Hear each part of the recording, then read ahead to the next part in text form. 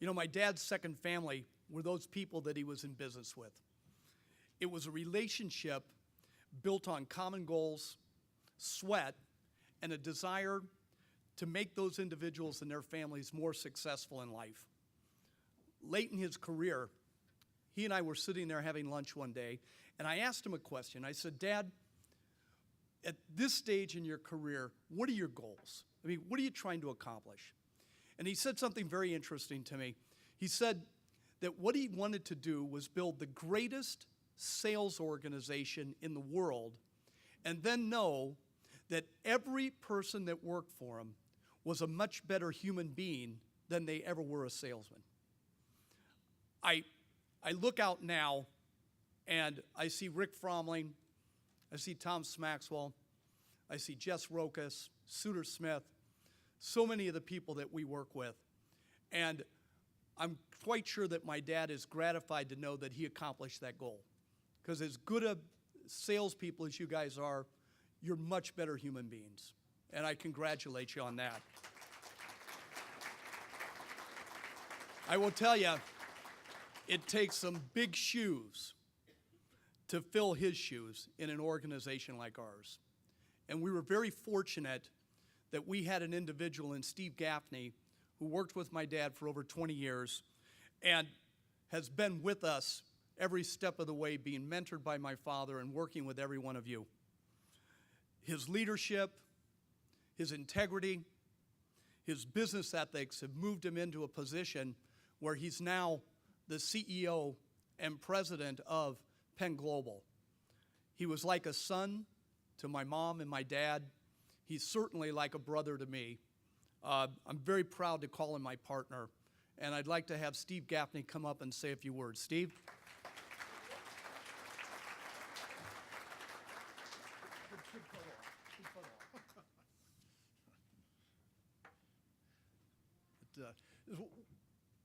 Someplace I never thought I would be, and I don't mean Dayton. Kathy and I brought two daughters here to look at the school, so we've had the tour. Our oldest chose University of Notre Dame, not a bad decision, and our youngest fell in love with a little school in Oxford, Ohio, on the way over here, so she wound up going to Miami. But really, I've always felt strong ties. We're from the St. Louis area, and I think we represent University of Dayton pretty strong from St. Louis. I don't have any notes with me today for a reason, because my role is as the spokesperson, at least today, for so many people that are sitting in the back and are at meetings this weekend with us in Cincinnati. I guess they've heard everything I have to say, so I'm going to speak to the rest of you. But I should start by saying, Janet, thank you for sharing Jerry with us all these years. To the children.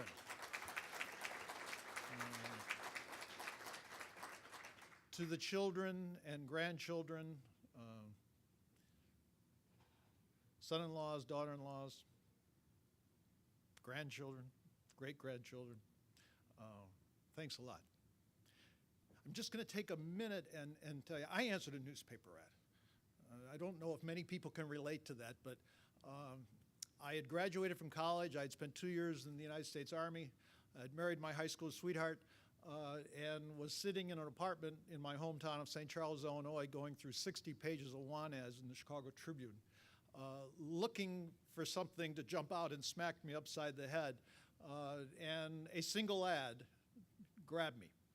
And Michael Mitzen knows the ad very well, because about 11 months later it grabbed him, and thanks. My mother, who had watched her second son be the first member of our family ever to graduate from college, had a definitive plan for me, and it wasn't commission sales. And it wasn't commission sales in those days where we traveled Monday through Friday, we paid our own expenses. We got in our car at 5 o'clock in the morning on Monday and came home about 10 o'clock at night on Friday. That wasn't what she had in mind. When she went to Bridge Club and told her friends what her son was doing, a devout Catholic, but I think my mother was lying just a little bit, because when I would see them sometimes on weekend, they didn't seem to be talking about the same job that I had. The first managers meeting that Michael and I ever attended was the first time I met Jerry VanderHorst. And I got to tell you something. I'm not proud of this. It's just a statement of fact. I really wasn't 2 feet in the business at that point. I was earning a living. It's what I was doing on Monday morning until Friday night, but I wasn't 2 feet in. But there at that meeting in Chicago, Mr. VanderHorst walked in the door. From the moment he walked in the door, there was validation for me. If a man like that chose to do this with that company, then I was in the right place. And now, 40 years later, I've never looked back. But my relationship with Jerry is different than a lot of people in the room because, yes, I believe he took an interest in me. But my mother raised a son to question things. My mother loved to argue. See, my dad would travel, and when he was home, we couldn't argue.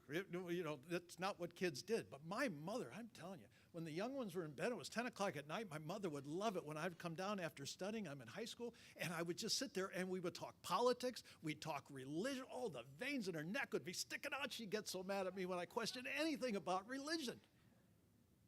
And Jerry and I developed that relationship. And I saw the veins in his neck stick out just a few times. I saw the thing in the middle of the forehead, like, where do you come from? But he always would listen.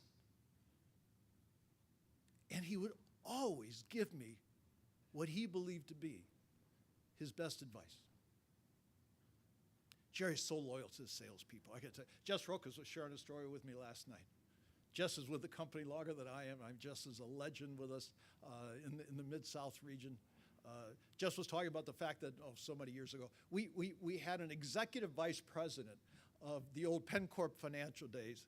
Our home offices are out in Santa Monica, California. And this guy is a British guy. His name was Les Moss. And Les Moss had sent a letter to Jess questioning something that Jess and his management team were doing. And so Jess picked up the phone right away, and he called Jerry VanderHorst, and Jerry said, read it to me. And so Jess read the letter to Jerry, and Jerry said, I want you to right now, I want you to sit down, and I want you to write a letter of reprimand to Les Moss. And Jess, who's the nicest guy in the world, Jess says, I can't do that. He's an executive vice president. And Jerry said, and I quote, and Rick, you can relate to this, he said he's a clerk. Now send the letter.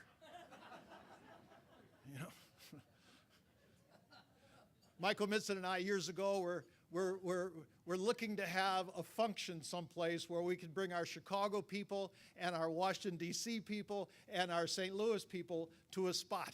And so, as clever as we are, we went to a map and we chose Dayton, Ohio.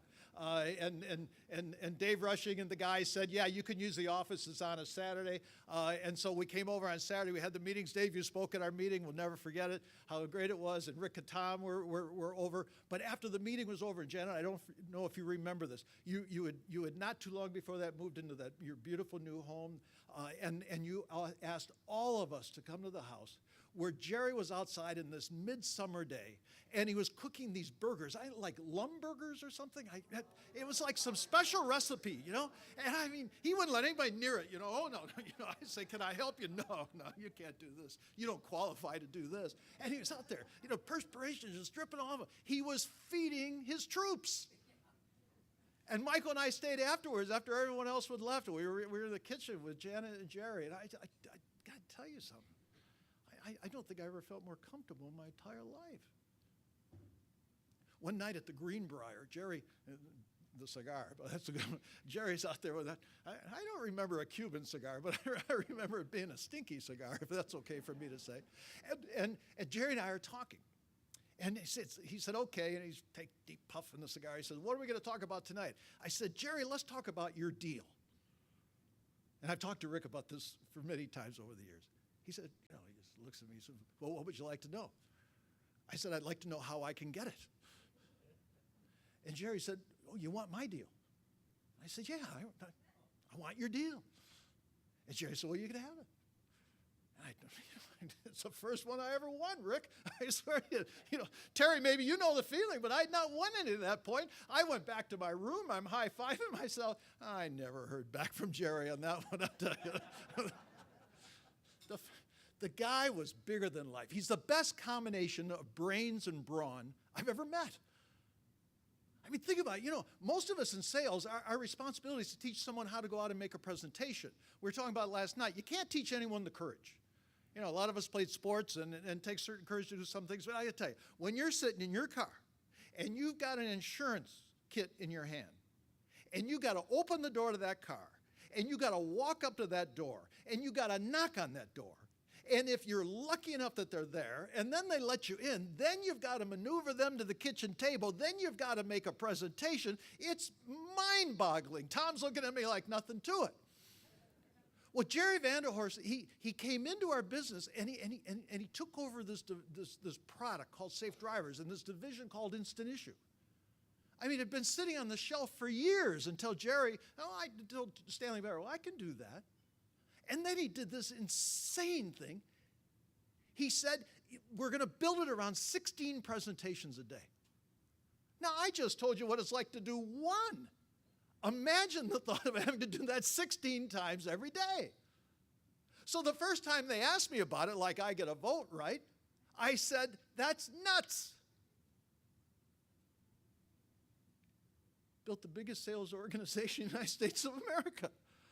Stanley Byers said to me one day, he said, you still don't believe it, do you? I said, I can't believe it. I don't believe anybody can make 16 presentations a day. The chairman of the board of the company, Jerry was vice chairman in those days. They were a great partnership, weren't they, Rick? He said to me, I want you to get in your car. I want you to drive to Indianapolis. I want you to go over and see Tom and Rick, and I want you to go to the field and spend one day with either one of them. So I got in my car, I go to Indianapolis. Tom says, come on, you're coming with me today. At 9 o'clock, we left the office. Tom says to me, I don't know what's going to happen today, Steve, but when we're finished tonight about 7 o'clock, you will have seen 16 presentations.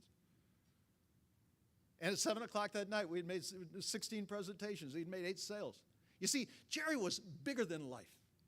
Once Jerry had figured out by sharpening those pencils, once he had figured out that's what it took, it didn't matter to him how much effort was involved. It took 16 presentations to make X number of sales for a salesperson to earn a living, and so the rule was 16 presentations.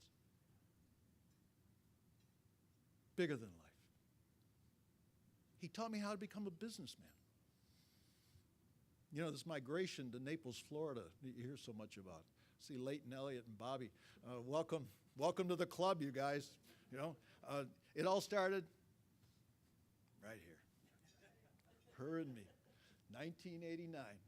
Today, the magic number of the number of couples who have followed us somehow, the domino effect, I'm not saying they all came down there because of Steve and Kathy, is 78, of which I'm proud that Jerry and Janet were amongst that club. On behalf of all of us who earn our living with a presentation kit in our hands, I am proud to tell you, we're not here. We certainly haven't accomplished what we accomplished without Jerry VanderHorst. Dave's right. He loved us. He took care of us every day. Kathy and I are real lucky. We were down in Naples towards the end, and I'll never forget just 3 Sundays, I think, before Jerry passed away. Kathy and I were over with Jerry, and game is on, and he's talking, and Rick's on the bed and talking like he always does, and Jerry's kind of doing Muhammad Ali, trying to get him, I'm going to get him. And Kathy, who I'm very proud of, is the hospice volunteer of the year 2 years ago in the state of Missouri, and she's saying all the right things. She's holding his hand, and I'm thinking, you know what? I don't know how it happened or when it happened, but as a couple, we fell in love with this man, and we fell in love with his wife. We're the luckiest people on the face of the earth. We will make him proud. We will continue to build our company in his memory. Rick and Terry, and I can't tell you how much it means to me, we've moved into some new offices in St. Louis, and the first thing that they told me they wanted to do was to have Jerry's trophy, the Eagle, come to St. Louis and be in the headquarters. And when the first time I walked in the office, I saw this spot, and I said, it's a perfect place for it. It's right where it has to be. And I know that the process has already begun to have that shipped to St. Louis so that we can have it. It means every single morning I walk in that office, the first person I'm going to think about is J.P. VanderHorst. And there isn't anything that would make me prouder and make me happier.